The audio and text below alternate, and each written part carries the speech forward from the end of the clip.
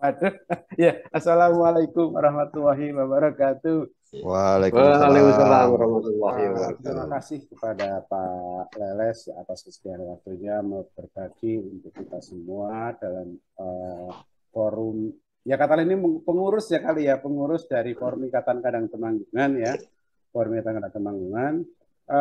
Kita kemarin itu memang dalam rangka kita ada kegiatan-kegiatan yang sifatnya intern untuk manggung. Nah, barangkali dari keterlibatan kita di Paguyuban Jawa Tengah bisa berkolaborasi nantinya dalam kegiatan untuk Kadang Temanggungan, Pak. Itu yang apa namanya saya sampaikan. Di sini sudah hadir ada Pak Isbudianto, Pak Isbud, Pak Kumaidi Suwardi, Mas Anif dan Pak Anif, Pak Surya Koco. Mungkin itu dulu ya Pak Leres ya, monggo Pak Leres bisa menyampaikan apa yang menjadi apa namanya arahan dari Bapak untuk kegiatan visi dan misi dari PJT ini. Monggo, teman-teman. Ji, terima kasih Pak Ali Matofani yang kami hormati sebagai Ketua FIKT, dan terima kasih ini saya bisa komunikasi melalui Zoom yang ada ini, karena ini cuma beberapa. Sebetulnya nggak mau tak keluarin semua, mau ngeluarin program kerja yang sudah saya jalankan aja diperkuat gitu, maksud saya itu nanti. Yang terus Pak, terus tentang kristialisasi program kerja itu. Saya akan menggunakan istilah 3 triliun, 3T. Jadi modal saya ini banyak banget Pak, 3T. Yang 5 tahun yang lalu saya baru modal kerja saya 5M. Sekarang 3T. Apa sih sebetulnya 3T itu yang akan saya lakukan untuk pengembangan di jajaran Paguyuban Jawa Tengah. 3T itu yang T pertama, itu kita terus memfasilitasi kolaborasi Wong Jawa Tengah. Itu yang pertama. Yang kedua, tepat dalam mengupayakan giat Paguyuban Jawa Tengah. Yang ketiga, yaitu tindakan memberikan manfaat bagi keluarga besar Paguyuban Jawa Tengah. Itu maksudnya 3T. Mungkin itu dinaikkan juga itu Mas Pak Surya Koco.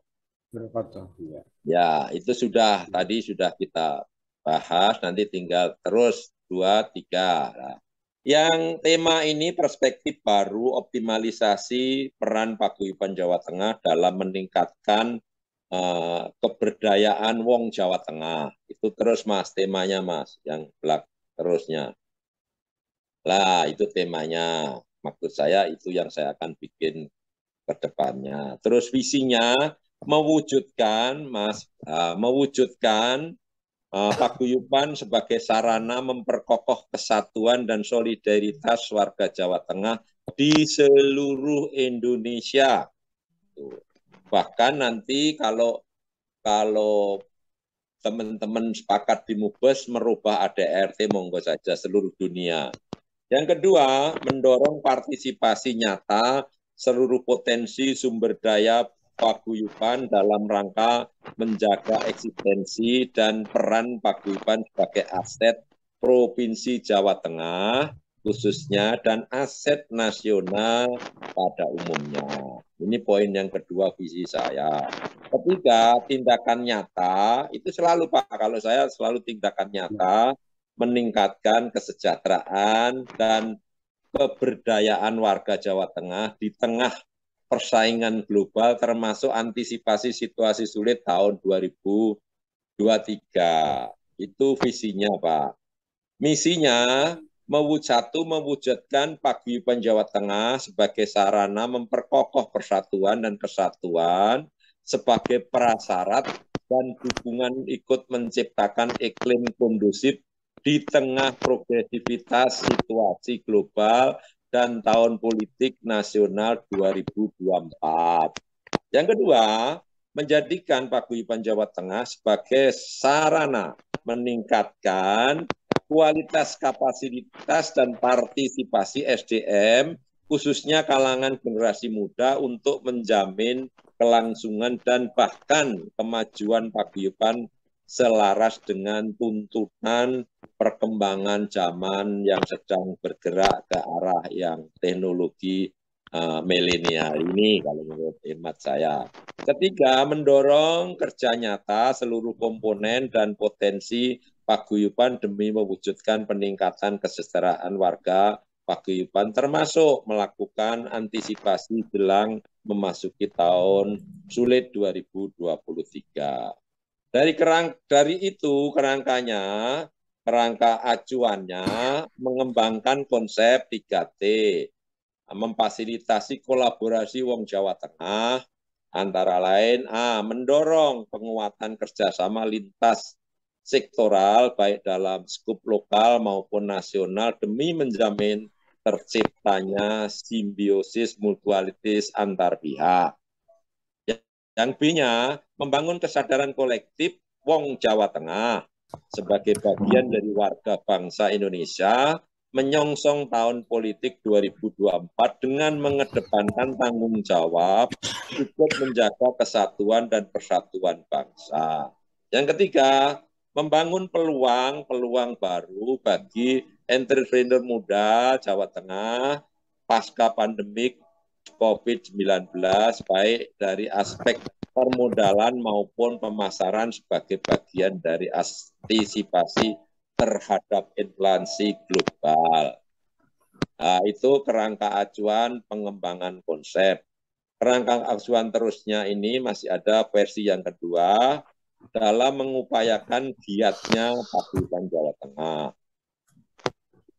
Menginventarisasi sebagai potensi yang dimiliki paguyuban Jawa Tengah sebagai modal untuk mendukung upaya optimalisasi potensi PJT menghadapi persaingan global, khususnya di sektor perekonomian menuju peningkatan kesejahteraan wong Jawa Tengah.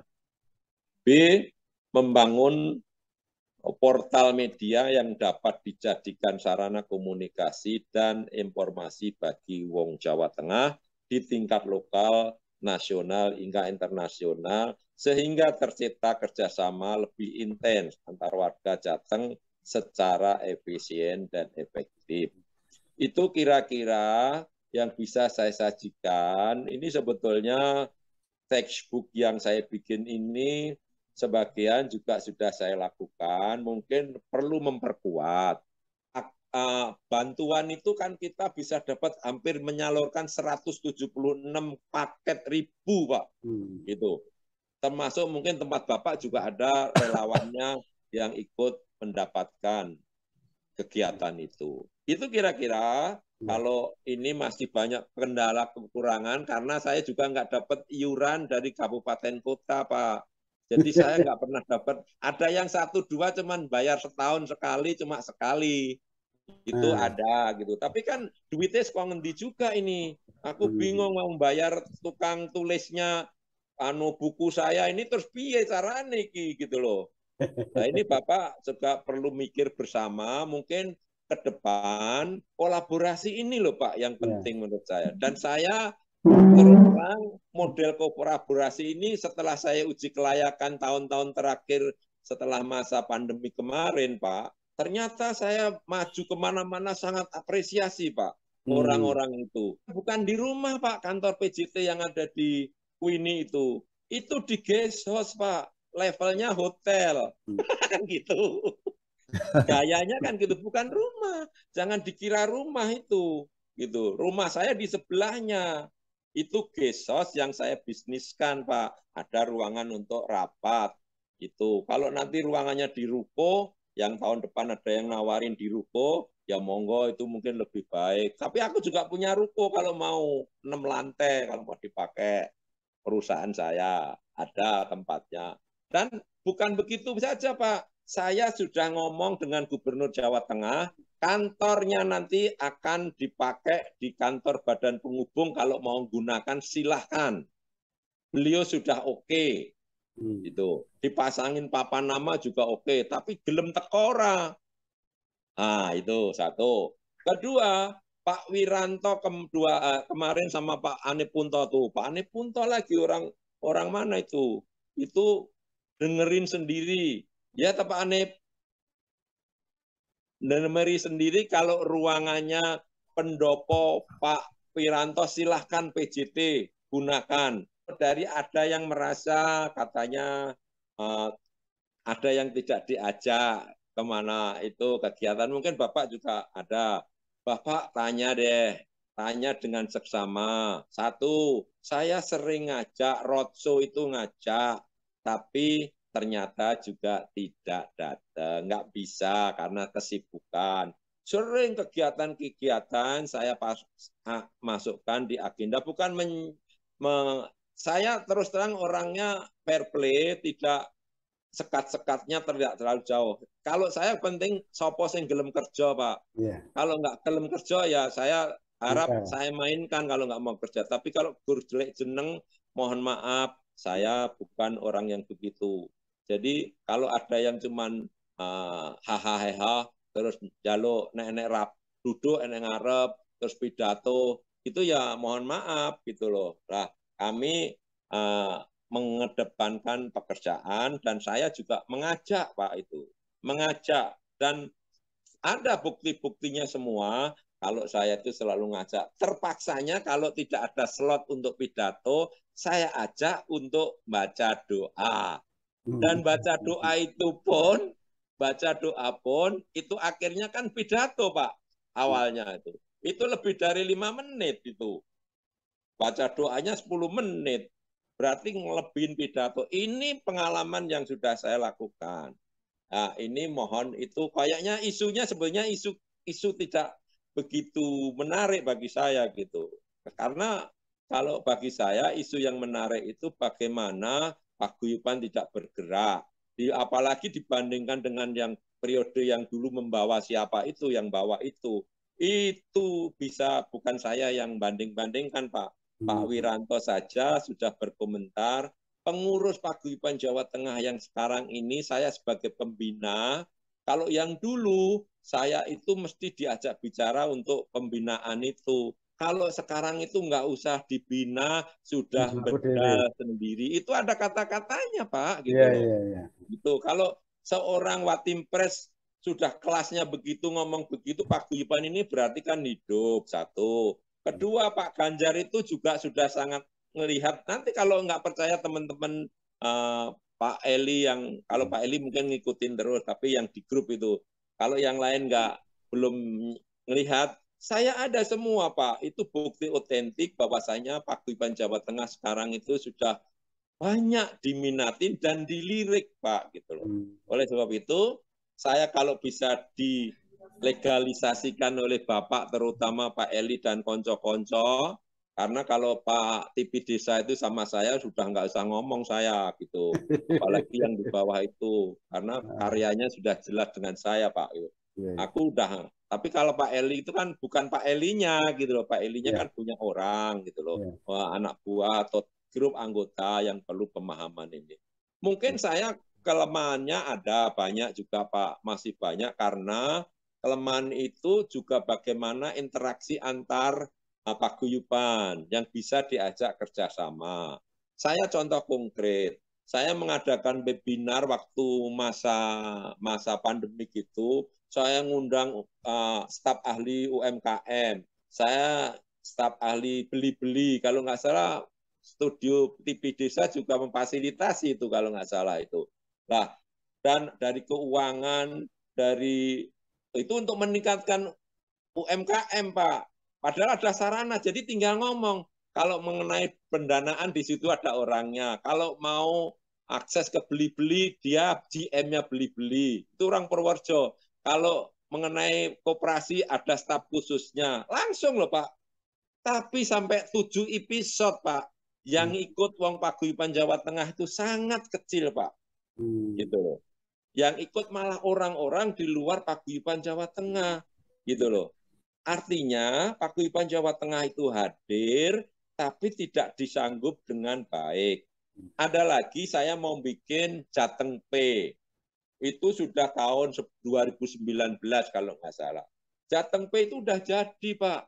Karena Jateng P itu yang punya orang Wonogiri dan orang Purworejo, Pak. Artinya servernya yang punya orang-orang itu. Bahkan saya dengan Pak Surya Koco sudah giat waktu itu.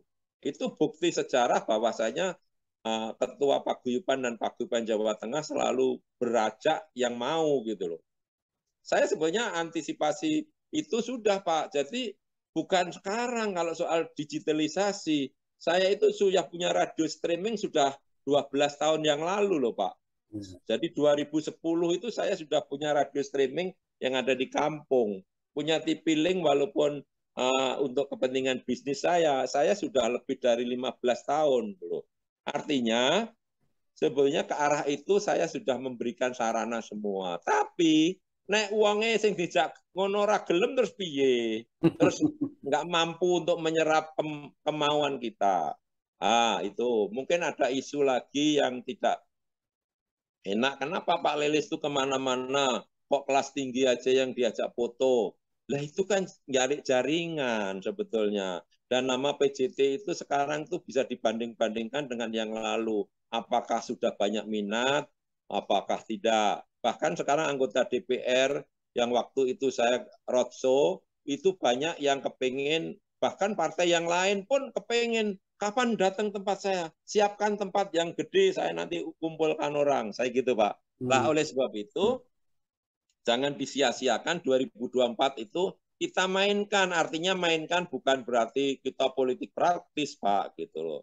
Itu menurut saya. Terus ada lagi permasalahan-permasalahan yang ke depan. Kami kemarin kan bikin seminar dengan seminar untuk peningkatan PAD, Pak. Ini sudah beda lagi, Pak.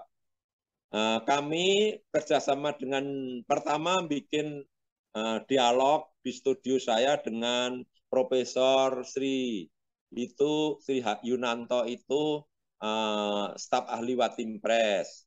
Itu dialog tentang bagaimana nanti itu untuk peningkatan PAD agar supaya PAD Jawa Tengah itu tidak tersiok-siok. Termasuk tempat Bapak itu loh, Bapak harus prihatin itu. Itu orangnya hebat-hebat, tapi kenapa daerahnya kok minus kayak begitu? Padahal makmur loh itu tempat Bapak itu. Nah, itu saya mau cari rekomendasi teman-teman semua di TV Link yang kemarin saya dialog itu loh Pak, itu juga mungkin dengan TV Desa sebetulnya juga perlu nantinya. Dan saya ke DPD sudah oke. Nah, sebetulnya langkah berikutnya nanti itu ada ke pendidikan tinggi, Pak. Saya sudah siap dengan profesor-profesor di pendidikan tinggi. Dan beliau-beliau itu orang Jawa Tengah, Pak. Kalau mau di UT, saya ada profesornya 2, dari Demak, itu Profesor Hanif itu tentang desa. Satunya ekonomi, itu Hanif satunya. Terus kalau mau profesor dari Klaten yang sekarang Rektor Mustopo, itu teman saya Pak Iman itu. Nah, itu nanti kita juga giring ke sana Pak sebenarnya karena waktu aja. Dan seterusnya saya sudah siap sebetulnya bulan-bulan ini untuk ke Jawa Tengah mengumpulkan bupati atau sekda untuk seminar diskusi tentang bagaimana peningkatan PAD itu. Kemarin yang sesi pertama udah. Nah selanjutnya sampai mengerucut sampai 2023 kita kalau masih bisa dipilih kita terus mudah-mudahan nanti TV Desa terus mengawal kita gitu untuk bagaimana kepentingan desa ini dikombin dengan upaya desa di Jawa Tengah dulu Pak, upaya untuk peningkatan PAD. PAD itu bukan hanya kegiatan yang menaikkan investasi di daerah, itu salah satu dan itu sebetulnya ada kekeliruan negara Pak, karena otonomi kita otonomi yang seperempat hati gitu. Banyak yang disedot oleh pemerintah pusat. Lah, walaupun bupatinya ahlinya kayak apa, Pak, tidak bakal naik signifikan itu karena memang disedot oleh pemerintah pusat yang aturannya belum dirubah. Nah, kalau kita bikin rekomendasi khusus Jawa Tengah, mungkin itu jadi model nasional.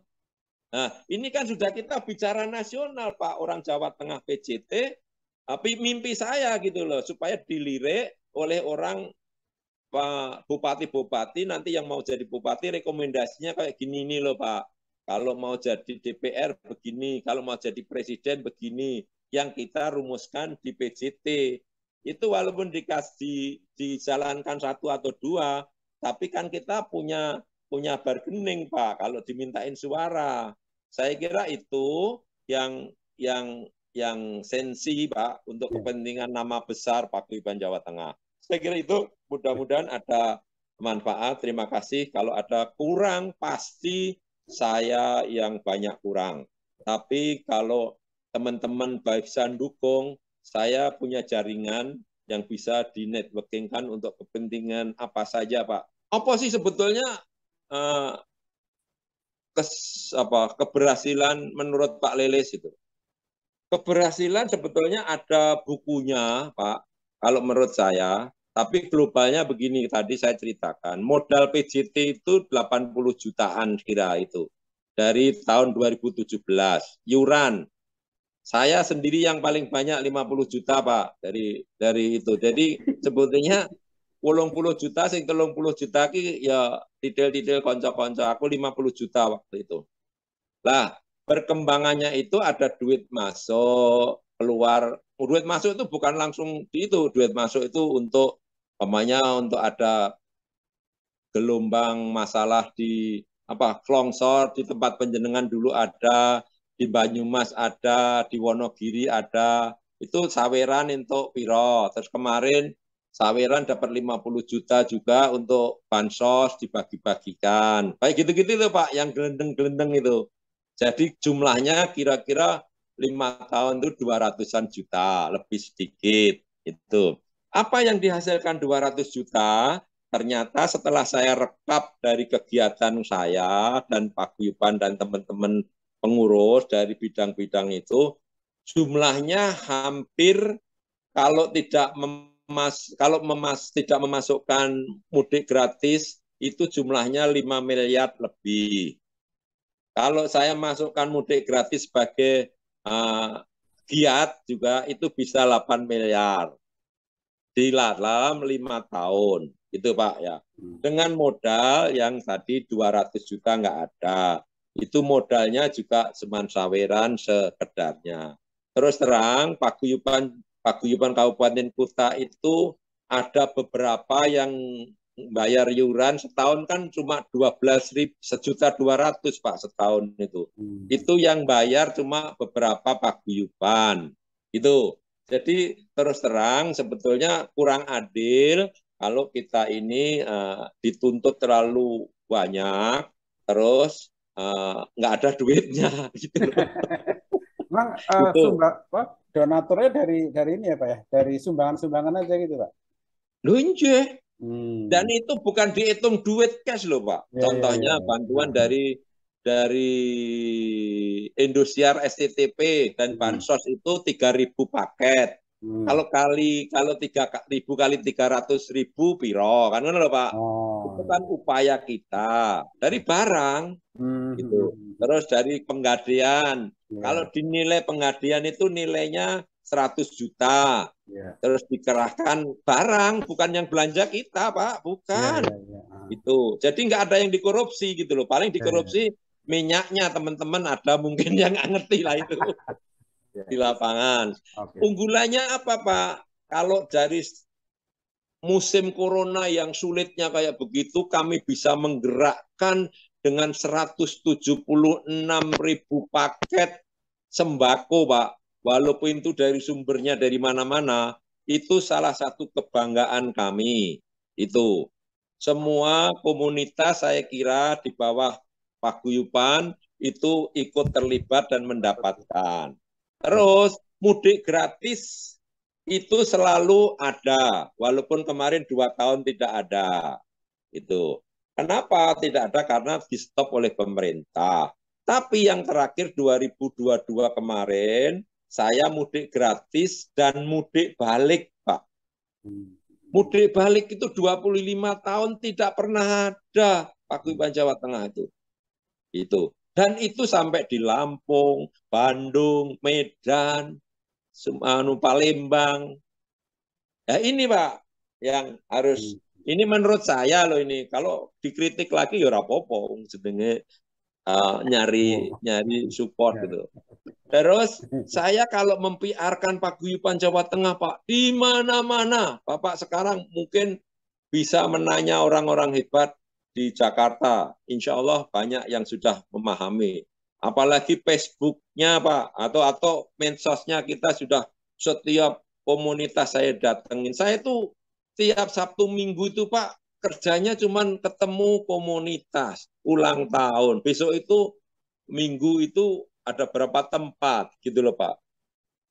Itu. Jadi sebetulnya tugas kita itu kan cuma kolaborasi Pak sebetulnya. Tidak harus terlalu boyok-boyok, tapi namanya golek poin untuk kepentingan manfaat, itulah. Jadi unggulannya mudik gratis 25 tahun belum pernah ada, yang mudik baliknya, yang itu jelas prestasi. Yang kedua, tadi musim corona bisa menyalurkan sebanyak hampir 176 paket sembako. Dan vaksinasi itu sudah kerjasamanya, sudah Bapak lihat sendiri di komunitas yang saya share itu. Banyak komunitas saya awal-awal Pak, dan saya bisa mengirim APD 1 ke Pemalang, 2 ke Boyolali, 3 ke Wonogiri, 4 ke Sragen, 5 ke mana itu? Ke Karanganyar. Waktu masih awal-awal, saya mengirim APD, Pak. Itu juga golek jaringan, Pak. Bukan duitnya Paguyuban Jawa Tengah, orang mampu memberikan APD ke rumah sakit loh, Pak itu. Dan itu ada buktinya. Bikin buku, namanya buku Sejarah Paguyuban Jawa Tengah 25 tahun, Pak. Yang membuat ya ras penjenengan. Bukan saya, Pak. Ras penjenengan namanya Pak Ane Punto di Humas PJT, ke bidang Humas. Ada lagi, Pak, ini saya bekerja, ini bukan saya, Pak, tapi ada namanya ras penjenengan lagi, jenenge Pak Prasma, sekjen saya. Itu loh, Pak. Jadi ya sampai itu kudune bangga untuk PJT begini. Oh, terima kasih Pak Leles atas penjelasan sharing keberhasilannya Pak gitu kan ya. Saya ucapkan terima kasih atas supportnya, atas kesediaan Pak Leles memberikan penjelasan tentang visi misi PJT dan kegiatan-kegiatan yang bisa nanti kolaborasikan dengan FIKT Pak kan gitu. Saya ucapkan terima kasih semua kepada Mas Koco, Mas Aris, Mas Punto, Pak Budiman, Mas Pakum dan sebagainya atas support kegiatan pada malam ini, dan kita dukung ya besok untuk yang ini istilahnya dengan Pak Leles saja ya berarti ya. Iya. Sini ora teko kok. Sini ora teko. Enggak, maksudnya gini Pak Leles, kita sampaikan aja. Kemarin itu kita ada 2 tawaran Pak kan gitu ya, kita tawaran hari Rabu kemarin kita nawarkan beliau bisa, tapi ternyata ada kabar lain beliau tidak bisa kan gitu. Nah udah Pak Leles bisanya hari Kamis, ya udah kita hari Kamis kan gitu Pak. Jadi istilahnya kita mau menjaring ya, siapa yang bersedia ya sudah itu kita dukung kan gitu aja Pak gitu. Ya, terima kasih Pak ya, gitu. Eli. Ini ya. Programnya Pak Leles tidak hanya 3T Pak Leles. Apa? 4T. Apa sih, Ci? 4T. Sisi terus apa? Leles. Terus leles.